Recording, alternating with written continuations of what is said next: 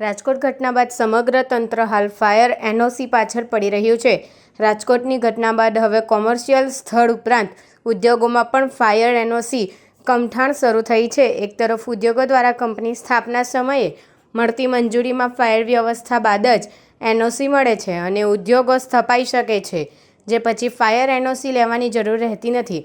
તેમાં factory act 1949ના કાયદા હેઠળ તેઓની મંજૂરી મેળવતા હોય છે, ત્યારે હવે ફાયર એનઓસી કેમ લેવી તેવો સવાલ કરી રહ્યા છે। આ વચ્ચે 30મી મેના 2024ના રોજ ગુજરાત ઔદ્યોગિક વિકાસ નિગમ એક પરિપત્ર જાહેર કરી શહેરી વિકાસ અને શહેરી હાઉસિંગ વિભાગ અધિનિયમ રૂલ 2021 અને ફેક્ટરી એક્ટ 1948 અને તે અન્વયે ઘડાયેલા ગુજરાત ફેક્ટરી રૂલ્સ 1963 મુજબ કારખાના દ્વારા હેઠળ નોંધાયેલા તમામ ઔદ્યોગિક એકમોએ આગ નહીં લાગે તે માટે જરૂરી ફાયર એનઓસી મેળવવું ફરજિયાત છે।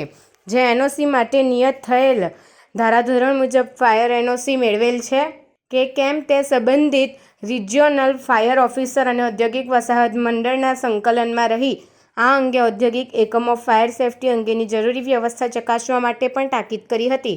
આ અંગે સરકાર દ્વારા ઓનલાઈન પોર્ટલ પણ શરૂ કર્યું છે, જે જલ્દી ખુલતું નથી અને ખુલ્યા બાદ ફોર્મ સબમિટ કર્યા બાદ સંબંધિત એજન્સી સર્વે કરવા આવતી હોય છે, પણ કઈ એજન્સી સર્વે કરશે અને ક્યારે આવશે તે સવાલ ઉદ્યોગોને સતાવી રહ્યો છે।